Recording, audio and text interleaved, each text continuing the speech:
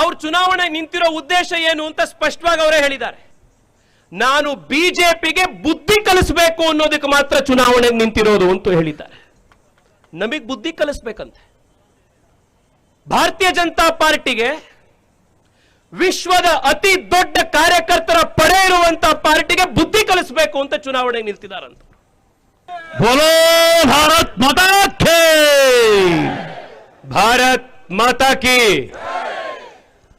ಅಲ್ಲಿ ಹಿಂದೆಯಿಂದ ಸರಿಯಾದಂತ ಮಟ್ಟದಲ್ಲಿ ತಾಕತ್ನಲ್ಲಿ ಧ್ವನಿ ಕೇಳಲಿಲ್ಲ. ಎರಡೂ ಕೈಯನ್ನ ಮುಷ್ಟಿ ಕಟ್ಟಿ ಭಾರತ್ ಮಾತಾ ಕಿ, ಭಾರತ್ ಮಾತಾ ಕಿ, ಒಂದೇ ಒಂದೇ.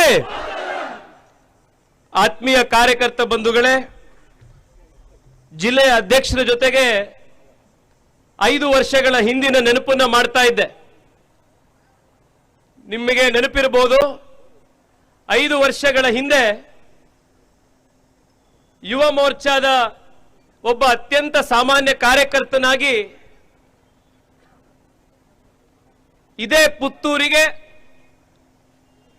ಅವತ್ತು ಸಂಜೀವಣ್ಣನ ನಾಮಿನೇಷನ್ ಕಾರ್ಯಕ್ರಮಕ್ಕೆ ನಾನು ಅವತ್ತು ನಿಮ್ಮ ಮಧ್ಯ ಬಂದಿದ್ದೆ. ಅವತ್ತು ಎಷ್ಟು ಪ್ರೀತಿ ವಿಶ್ವಾಸ ಸ್ವಾಗತವನ್ನು ನೀವು ತೋರಿಸಿದ್ರೋ ಅದೇ ಪ್ರೀತಿ ವಿಶ್ವಾಸದಿಂದ ಇವತ್ತು ಪುತ್ತೂರು ಮತ್ತು ಪುತ್ತೂರಿನ ಕಾರ್ಯಕರ್ತರು ನೀವೆಲ್ಲರೂ ಕೂಡ ಮತ್ತೊಮ್ಮೆ ನನ್ನ ಸ್ವಾಗತ ಮಾಡಿದ್ದೀರಿ. ಆದರೆ ಆ 5 ವರ್ಷದಲ್ಲಿ 2 ವ್ಯತ್ಯಾಸ ಇದೆ. ಒಟ್ಟಿಗೆ ಕೆಲಸ ಮಾಡ್ಕೊಂಡಿದ್ದಂತ ನಮ್ಮೆಲ್ಲ ಕಾರ್ಯಕರ್ತರು, ಇವತ್ತು ಕಿಶೋರಣ್ಣ ಇರ್ಬೋದು, ನಮ್ಮ ಸಹಜರು ಇರ್ಬೋದು, ಬಹಳ ಜನ ನಮ್ಮ ಕಾರ್ಯಕರ್ತರು, ನಾವೆಲ್ಲರೂ ಕೆಲಸ ಮಾಡೋದವರು, ನಾವೆಲ್ಲರೂ ಸಂಘಟನೆಯಲ್ಲಿ ಇವತ್ತು ಬೇರೆ ಬೇರೆ ಜವಾಬ್ದಾರಿಗಳನ್ನು ತೆಗೆದುಕೊಂಡು ಮೇಲ್ ಬೆಳೆದಿದ್ದೀವಿ. ಸಂಘಟನೆ ನಮ್ಮ ಮೇಲೆ ಬೇರೆ ಬೇರೆ ವಿಶ್ವಾಸ ಇಟ್ಟು ಜವಾಬ್ದಾರಿಗಳನ್ನು ನಮ್ಮ ಮೇಲೆ ಕೊಟ್ಟಿದೆ. ನಿಮ್ಮೆಲ್ಲರ ಆಶೀರ್ವಾದದಿಂದಾಗಿ, ಸಂಘಟನೆಯ ಹಿರಿಯರ ಆಶೀರ್ವಾದದಿಂದಾಗಿ ಬೆಂಗಳೂರು ದಕ್ಷಿಣದ ಸಂಸದನಾಗಿ, ಯುವ ಮೋರ್ಚಾದ ರಾಷ್ಟ್ರೀಯ ಅಧ್ಯಕ್ಷನಾಗಿ ನಿಮ್ಮ ಎದುರುಗಡೆ ಇವತ್ತು ಬರುವಂತ ಒಂದು ಸೌಭಾಗ್ಯ ನೀವೆಲ್ಲರೂ ಕಲ್ಪಿಸಿಕೊಟ್ಟಿದ್ದೀರಿ. ನಿಮಗೆ ಮತ್ತೊಮ್ಮೆ ಧನ್ಯವಾದವನ್ನು ಅರ್ಪಿಸ್ತಾ ಇದ್ದೇನೆ. ಎರಡನೇದು, ಅವತ್ತು ಇದೇ ರೀತಿ ಮನವಿ ಮಾಡಿ ಐತಿಹಾಸಿಕವಾದ ಗೆಲುವು ಪುತ್ತೂರಿನಲ್ಲಿ ಆಗಬೇಕು ಅಂತ ಅವತ್ತು ನಾವೆಲ್ಲರೂ ಸಂಕಲ್ಪ ಮಾಡಿದ್ವಿ.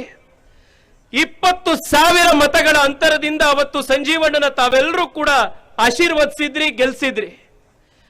ಇವತ್ತಿನ ರ್ಯಾಲಿ, ಇವತ್ತಿನ ಸಭೆಯನ್ನು ನೋಡಿ, ಇವತ್ತಿನ ಕಾರ್ಯಕರ್ತರ ಉತ್ಸಾಹವನ್ನು ನೋಡಿ 100ಕ್ಕೆ 100 ವಿಶ್ವಾಸದೊಂದಿಗೆ ನಾನು ಹೇಳಬಲ್ಲೆ, ಈ ಸತಿ 50,000 ಮತಗಳ ಅಂತರದಿಂದ ಭಾರತೀಯ ಜನತಾ ಪಾರ್ಟಿಯ ಆಶಕ್ಕನ ಗೆಲುವು ಪುತ್ತೂರಿನಲ್ಲಿ ಆಗುವಂಥದ್ದಿದೆ.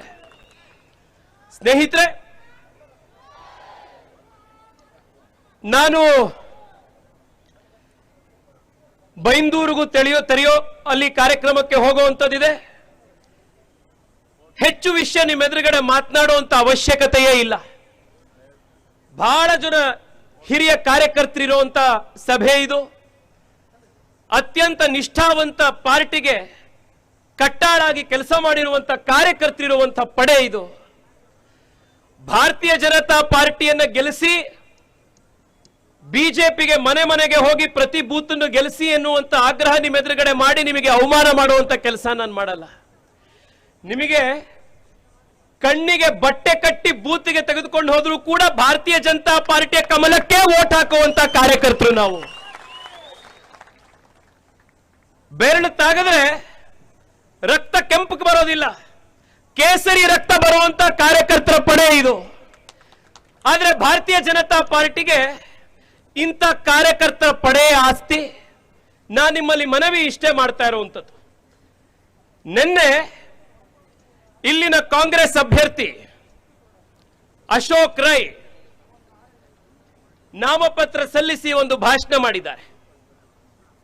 ಆ ಭಾಷಣವನ್ನು ಮಾತ್ರ ನಿಮಗೆ ನಾಪಿಸಿ ನಿಮ್ಮ ಕರ್ತವ್ಯ ಏನು ಅಂತ ಮಾತ್ರ ಹೇಳೋಗ್ಲಿಕ್ಕೆ ಬಂದಿದ್ದೀನಿ. ದಾರಿಯಲ್ಲಿ ಬರ್ತಾ ನಾನು ಆ ಭಾಷಣ ಕೇಳ್ತಾ ಇದ್ದೆ. ಅವ್ರು ಚುನಾವಣೆ ನಿಂತಿರೋ ಉದ್ದೇಶ ಏನು ಅಂತ ಸ್ಪಷ್ಟವಾಗಿ ಅವರೇ ಹೇಳಿದ್ದಾರೆ. ಪುತ್ತೂರನ್ನ ಅಭಿವೃದ್ಧಿ ಮಾಡಬೇಕು ಅಂತ ಅವರ ಉದ್ದೇಶ ಅಲ್ಲ, ಇಲ್ಲಿನ ಬಡವರ ಸೇವೆಯ ಮಾಡಬೇಕು ಅನ್ನುವಂಥದ್ದು ಅವರ ಉದ್ದೇಶ ಇಲ್ಲ. ಇಲ್ಲಿನ ಕೃಷಿಕರ, ಅಡಿಕೆ ಬೆಳೆಗಾರರ ಸಮಸ್ಯೆಗಳನ್ನು ಪರಿಹಾರ ಮಾಡಬೇಕು ಅನ್ನೋದು ಅವರ ಉದ್ದೇಶ ಇಲ್ಲ. ಈ ಭಾಗದಲ್ಲಿ ದೇವಸ್ಥಾನಗಳನ್ನ ದೈವಸ್ಥಾನಗಳನ್ನ ಅಭಿವೃದ್ಧಿಪಡಿಸಿ ನಮ್ಮ ಪರಂಪರೆಯನ್ನ ಸಂಸ್ಕೃತಿಯನ್ನ ಮತ್ತಷ್ಟು ಗಟ್ಟಿ ಮಾಡಬೇಕು, ಬೇರೂರುಗಳನ್ನ ಗಟ್ಟಿ ಮಾಡಬೇಕು ಅನ್ನೋದು ಅವರ ಉದ್ದೇಶ ಇಲ್ಲ. ಹಿಂದೆಂದೂ ಕೂಡ ಸಿದ್ದರಾಮಯ್ಯನವರ ಕಾಲದಲ್ಲಾದಂತ PFIನ ಅಟ್ಟಹಾಸಗಳನ್ನ ಮತ್ತೆಂದೂ ಕೂಡ ಇಲ್ಲಿ ಆಗಬಾರದು ಅನ್ನೋ ರೀತಿ ತಡೆಗಟ್ಟಬೇಕು ಅನ್ನೋದವರ ಉದ್ದೇಶ ಇಲ್ಲ. ಬದಲಾಗಿ ಉದ್ದೇಶ ಏನು ಅಂತ ಅವರೇ ಬಹಳ ಸ್ಪಷ್ಟ ಮಾಡಿ ಹೇಳಿದ್ದಾರೆ. ನಾನು ಬಿಜೆಪಿಗೆ ಬುದ್ಧಿ ಕಲಿಸಬೇಕು ಅನ್ನೋದಕ್ಕೆ ಮಾತ್ರ ಚುನಾವಣೆಗೆ ನಿಂತಿರೋದು ಅಂತ ಹೇಳಿದ್ದಾರೆ. ನಮಗೆ ಬುದ್ಧಿ ಕಲಿಸ್ಬೇಕಂತೆ. ಭಾರತೀಯ ಜನತಾ ಪಾರ್ಟಿಗೆ ವಿಶ್ವದ ಅತಿ ದೊಡ್ಡ ಕಾರ್ಯಕರ್ತರ ಪಡೆ ಇರುವಂತಹ ಪಾರ್ಟಿಗೆ ಬುದ್ಧಿ ಕಲಿಸಬೇಕು ಅಂತ ಚುನಾವಣೆಗೆ ನಿಲ್ತಿದ್ದಾರಂತ. ಸ್ನೇಹಿತರೆ, ನಿಮ್ಮಲ್ಲಿ ಕೈ ಮುಗಿದು ನಾನು ಇಷ್ಟೇ ಕೇಳುವಂಥದ್ದು, ನಮ್ಮ ಇಡೀ ಪಕ್ಷದ ನಮ್ಮೆಲ್ಲರ ಸ್ವಾಭಿಮಾನದ ಸವಾಲಿದು. ಯಾವ ಪಕ್ಷಕ್ಕೆ ಇವ್ರು ಬುದ್ಧಿ ಕಲಿಸಬೇಕು ಅಂತ ಬಂದಿರೋದು? ಯಾವ ಪಕ್ಷಕ್ಕೆ? ಇಡೀ ದೇಶದ ಮೇಲೆ ಎಮರ್ಜೆನ್ಸಿಯನ್ನು ಕಾಂಗ್ರೆಸ್ ಹಾಕಿದಾಗ ಇಡೀ ದೇಶದಲ್ಲಿ ಸಾವಿರಾರು ಸಂಖ್ಯೆಯಲ್ಲಿ ನಮ್ಮ ಕಾರ್ಯಕರ್ತರನ್ನ ಜೈಲಿಗಟ್ಟಿದಾಗ, ಮೀಸಾ ಆಕ್ಟ್ ನ ಕೆಳಗಡೆ ಜೈಲಿಗೆ ತಳೆದಾಗ, ಎನ್ಕೌಂಟರ್ಗಳಾದಾಗ, ಗೋಲಿಬಾರ್ಗಳಾದಾಗ, ಆ ಎಲ್ಲ ತ್ಯಾಗ ತಪಸ್ಸನ್ನ ಮಾಡಿ ದೇಶದಲ್ಲಿ ಸಂವಿಧಾನ ಮತ್ತೆ ಪ್ರಜಾಪ್ರಭುತ್ವ ಉಳಿಬೇಕು ಅಂತ ಉಳಿಸಿದಂತ ಭಾರತೀಯ ಜನತಾ ಪಾರ್ಟಿಗೆ ಸವಾಲ್ ಹಾಕುವಂಥದ್ದು ಅಶೋಕ್ ರೈ ಇವತ್ತು ಮಾಡ್ತಾ ಇರುವಂಥದ್ದು. ಲಾಲ್ ಕೃಷ್ಣ ಅದ್ವಾನಿ, ಅಟಲ್ ಬಿಹಾರಿ ವಾಜಪೇಯಿ ಅಂತ ಕಾರ್ಯಕರ್ತರು ನಾಯಕರು ಕಟ್ಟದಂತ ಪಾರ್ಟಿಗೆ ಸವಾಲಾಗ್ತಾ ಇದ್ದಾರೆ. ಇವತ್ತು ಬುದ್ಧಿ ಕಲಿಸ್ತಾರಂತೆ. 500 ವರ್ಷಗಳಿಂದ ಹಿಂದೂಗಳು ಅಯೋಧ್ಯೆಯಲ್ಲಿ ರಾಮ ಮಂದಿರ ಆಗಬೇಕು ಅಂತ ಯಾವ ಹೋರಾಟಕ್ಕೋಸ್ಕರ ಪ್ರಯತ್ನ ಮಾಡ್ತಾ ಇದ್ರು, ಆ ಹೋರಾಟವನ್ನ ತಾರ್ಕಿಕ ಅಂತ್ಯ ಕಾಣಿಸಿ ಮಂದಿರ ವಹಿ ಬನಾಯಂಗೆ ಅಂತ ಹೇಳಿ ಮಂದಿರವನ್ನ ಕಟ್ತಾ ಇರುವಂತ ಭಾರತೀಯ ಜನತಾ ಪಾರ್ಟಿಗೆ ಇವತ್ತು ಬುದ್ಧಿ ಕಲಿಸಬೇಕು ಅಂತ ಇವತ್ತು ಮಾತನಾಡ್ತಾ ಇದ್ದಾರೆ ಇವರು. ಯಾವ ಪಾರ್ಟಿಯ ಜೊತೆಗೆ ಇವರು ಟಕ್ಕರು? ನನ್ನಂತ ನಿಮ್ಮಂತ ಎಷ್ಟೋ ಸಾಮಾನ್ಯ ಕುಟುಂಬಗಳಲ್ಲಿ ಹುಟ್ಟಿರುವಂತ ಯುವಕರನ್ನ, ತಾಯಂದ್ರನ್ನ ಸಮಾಜ ಮಧ್ಯದಕ್ಕೆ ತೆಗೆದುಕೊಂಡು ಬಂದು ಸಮಾಜದ ಕೆಲಸ ಮಾಡಲಿಕ್ಕೆ ತಾಕತ್ತನ್ನು ಕೊಟ್ಟು ನಾಯಕರನ್ನಾಗಿ ಮಾಡಿ ರೈಲ್ವೆ ಸ್ಟೇಷನ್ ನಲ್ಲಿ ಚಾಯ್ ಮಾರ್ತಾ ಇದ್ದಂತ ಒಬ್ಬ ವ್ಯಕ್ತಿಯು ಈ ದೇಶದ ಪ್ರಧಾನಿ ಆಗಬಹುದು ಅಂತ ತೋರಿಸಿದಂತ ಭಾರತೀಯ ಜನತಾ ಪಾರ್ಟಿಗೆ ಸವಾಲ್ ಹಾಕಿದ್ದಾರೆ ಇವರು. ಬುದ್ಧಿ ಕಲಿಸ್ತಾರಂತೆ ಭಾರತೀಯ ಜನತಾ ಪಾರ್ಟಿಗೆ.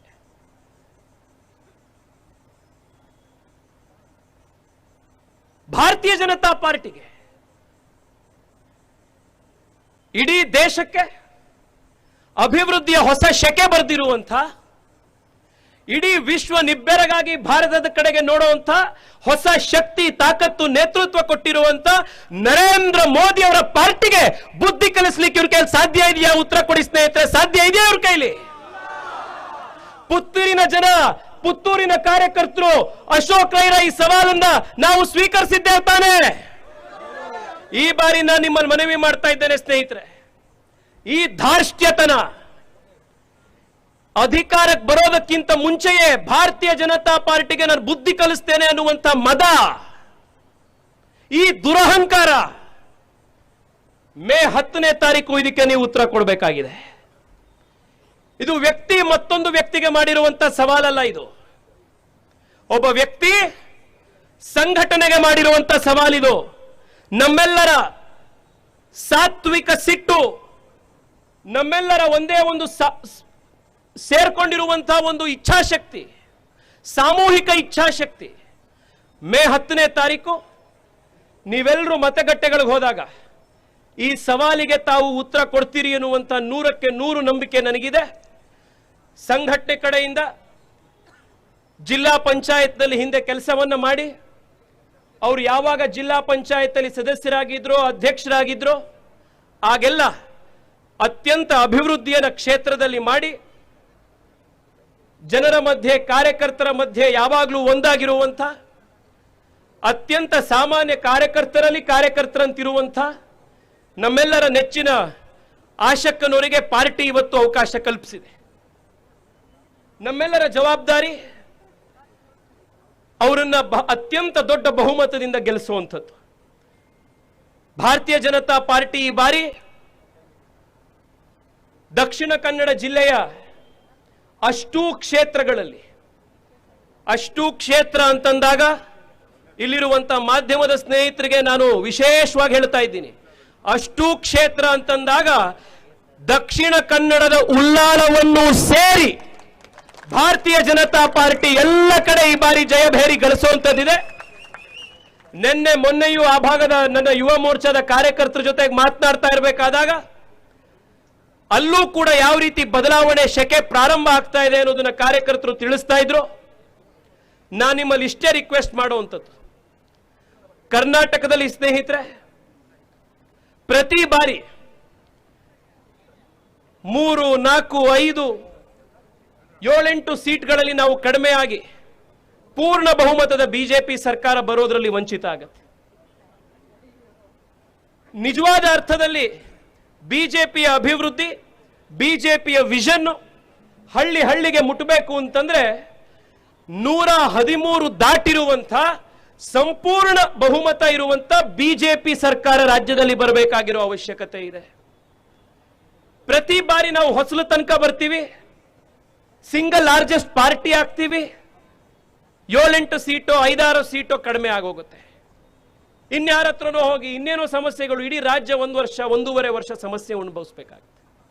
ಒಂದೊಂದು ಸೀಟು ಕೂಡ ರಾಜ್ಯದ ಅಭಿವೃದ್ಧಿಗೆ, ಸಂಘಟನೆಯ ಶಕ್ತಿಗೆ ಒಂದೊಂದು ಸೀಟು ಕೂಡ ಬಹಳ ಮುಖ್ಯ ಇದೆ. ಹೀಗಿರಬೇಕಾದ್ರೆ ನಿಮ್ಮ ಒಂದೊಂದು ಮತವೂ ಕೂಡ ಸುಭದ್ರ ಮತ್ತು ಸಂಪೂರ್ಣ ಬಹುಮತದ ಭಾರತೀಯ ಜನತಾ ಪಾರ್ಟಿ ಸರ್ಕಾರ ಇಲ್ಲಿ ಬರೋದ್ರಲ್ಲಿ ಒಂದೊಂದು ಮತ ಕೂಡ ನಿಮ್ಮದು ಬಹಳ ಮುಖ್ಯ ಇದೆ. ನಾನು ನಿಮ್ಮಲ್ಲಿ ಇಷ್ಟೇ ಮನವಿ ಮಾಡುವಂಥದ್ದು, ಬರುವಂತಹ 5 ವರ್ಷಗಳ ಕಾಲ ಕರ್ನಾಟಕದಲ್ಲಿ ವೇಗವಾದಂಥ ಅಭಿವೃದ್ಧಿ ನಾವೆಲ್ಲರೂ ಕೂಡ ನಿಶ್ಚಯ ಮಾಡಬೇಕಾಗಿದೆ. ಕಳೆದ 3.5 ವರ್ಷದಲ್ಲಿ ನರೇಂದ್ರ ಮೋದಿ ಅವರ ಮತ್ತು ರಾಜ್ಯದಲ್ಲಿ ಬಿಜೆಪಿಯ ಡಬಲ್ ಇಂಜಿನ್ ಸರ್ಕಾರ ಕೃಷಿಕರ ಸಮಸ್ಯೆ ಇರ್ಬೋದು, ಯುವಕರ ಸಮಸ್ಯೆಗಳಿರ್ಬೋದು, ಮಹಿಳಾ ಸಶಕ್ತೀಕರಣ ಸಬಲೀಕರಣ ಇರ್ಬೋದು, ನಮ್ಮ ದೇವಸ್ಥಾನಗಳ ಪುನರುತ್ಥಾನದ ಕೆಲಸಗಳಿರ್ಬೋದು, ಎಲ್ಲ ರೀತಿಯ ಸಮಗ್ರ ಅಭಿವೃದ್ಧಿ ಕಳೆದ 3.5 ವರ್ಷದಲ್ಲಿ ರಾಜ್ಯದಲ್ಲಿ ಹಿಂದೆಂದೂ ಆಗದ ವೇಗದಲ್ಲಿ ನಡೆದಿದೆ. ಈ ಸ್ಪೀಡಿಗೆ ಸ್ಪೀಡ್ ಬ್ರೇಕರ್ ಹಾಕುವಂತ ಕೆಲಸ ರಾಜ್ಯದ ರಾಜಕೀಯ ಕಾರಣಗಳಿಂದ ಆಗದಲೇ ಇರುವಂಥದ್ದನ್ನು ನಾವು ನೋಡ್ಕೊಳ್ಬೇಕಾಗಿದೆ. ಯಾವ ಮೊಮೆಂಟಮ್ನಲ್ಲಿ ಅಭಿವೃದ್ಧಿ ಇಲ್ಲಿ ನಡೆದಿದೆಯೋ ಆ ಮೊಮೆಂಟಮು ಮತ್ತೆ ಸ್ಪೀಡು ಕರ್ನಾಟಕದಲ್ಲಿ ಅದೇ ರೀತಿ ಮುಂದುವರಿಬೇಕಾಗಿರುವಂತ ಬಹಳ ದೊಡ್ಡ ಜವಾಬ್ದಾರಿ ನಮ್ಮೆಲ್ಲರ ಮೇಲೂ ಇದೆ. ಈ ಒಂದು ಸಂದರ್ಭದಲ್ಲಿ ನಮ್ಮೆಲ್ಲರ ಮೇಲಿರುವಂತ ಬಹಳ ದೊಡ್ಡ ಜವಾಬ್ದಾರಿ ಮತ್ತಷ್ಟು ಜಾಸ್ತಿ ಆಗಿದೆ ಎನ್ನುವಂಥ ಅಂಶವನ್ನು ನಿಮ್ಮೆಲ್ಲರಿಗೂ ಕೂಡ ನಾಪಿಸಿ ಕಡೆಯದಾಗಿ ಮತ್ತೊಮ್ಮೆ ನಿಮ್ಮಲ್ಲಿ ಮನವಿ ಮಾಡ್ತಾ ಇದ್ದೇನೆ. ಇವತ್ತು ನಾಮಪತ್ರ ಸಲ್ಲಿಕೆ ರ್ಯಾಲಿಯನ್ನು ನೋಡಿದ್ರೇನೆ ಮೇ 13ನೇ ತಾರೀಕು ಆಗುವಂಥ ವಿಜಯೋತ್ಸವ ಎಷ್ಟು ದೊಡ್ಡ ಮಟ್ಟದಲ್ಲಿ ಎಷ್ಟು ವಿಜೃಂಭಣೆಯಲ್ಲಿ ಆಗಬಹುದು ಅನ್ನೋದನ್ನ ನಿಮ್ಮೆಲ್ಲರನ್ನ ನೋಡಿದ್ರೆ 100ಕ್ಕೆ 100 ಗೊತ್ತಾಗ್ತಾ ಇದೆ. ಇಲ್ಲಿರುವಂತ ಎಲ್ಲ ಯುವ ಕಾರ್ಯಕರ್ತರಲ್ಲಿ ಕೇಸರಿ ಶಲ್ಯವನ್ನ ಧರಿಸಿರುವಂತ ಎಲ್ಲ ಯುವ ಕಾರ್ಯಕರ್ತರಲ್ಲಿ ನಾನು ಮನವಿ ಮಾಡ್ತಾ ಇದ್ದೇನೆ. ಅಶೋಕ್ ರೈ ಸಲ್ಲಿಸಿರುವಂತಹ ಸವಾಲನ್ನ ಸಂಘಟನೆಯಾಗಿ ಯುವ ಮೋರ್ಚಾ ಆಗಿ ಭಾರತೀಯ ಜನತಾ ಪಾರ್ಟಿಯಾಗಿ ನಾವು ಸ್ವೀಕರಿಸಿದ್ದೇವೆ ಅನ್ನುವಂಥ ಒಂದು ಸ್ಪಷ್ಟ ದಿಟ್ಟ ಸಂದೇಶ ಅವರಿಗೆ ಸಾರಬೇಕು. ಇವತ್ತು ರಾತ್ರಿಯಿಂದನೇ ಮೇ 10ನೇ ತಾರೀಕುವರೆಗೆ ಒಂದು ಗುಟುಕು ನಿದ್ದೆ ಅವರಿಗೆ ಸಿಗಬಾರದು. ಚುನಾವಣೆಯ ಫಲಿತಾಂಶ ಏನು ಅನ್ನೋದು ಕಾಂಗ್ರೆಸ್ನವರಿಗೆ ಇವತ್ತೇ ಗೊತ್ತಾಗಬೇಕು ಅನ್ನುವಂತ ಒಂದು ದೃಷ್ಟಿಯಲ್ಲಿ ನನ್ನ ಜೊತೆಗೆ ಕೇಸರಿ ಶಾಲನ್ನ ಕೈಯಲ್ಲಿ ಹಿಡಿದು ಭಾರತೀಯ ಜನತಾ ಪಾರ್ಟಿಗೆ ಜೈಕಾರವನ್ನ ಕೇಸರಿ ಶಾಲನ್ನ ತಿರುಗಿಸ್ತಾ ಘೋಷಣೆಯನ್ನು ಮಾಡಿ ಭಾರತ್ ಮಾತಾ ಕಿ ಭಾರತ್ ಮಾತಾ ಕಿ ಮೀಡಿಯಾದವರು ಇದನ್ನ ಕವರ್ ಮಾಡಬೇಕು. ಇದೇ ಕೇಸರಿ ಸುನಾಮಿ, ಕೇಸರಿಯ ಬಿರುಗಾಳಿ, ಭಾರತೀಯ ಜನತಾ ಪಾರ್ಟಿಯ ಬಿರುಗಾಳಿ. ಭಾರತ್ ಮಾತಾ ಕಿ ಭಾರತ್ ಮಾತಾ ಕಿ ಒಂದೇ ಮಾತರಂ ಒಂದೇ ಮಾತರಂ ಒಂದೇ ಮಾತರಂ ಒಂದೇ ಮಾತರಂ. ನರೇಂದ್ರ ಮೋದಿ ಅವರಿಗೆ ನರೇಂದ್ರ ಮೋದಿ ಅವರಿಗೆ ಭಾರತ್ ಮಾತಾ ಕಿ. ಸುದ್ದಿ ಚಾನಲ್ ಕ್ಷಣ ಕ್ಷಣದ ಸುದ್ದಿಗಾಗಿ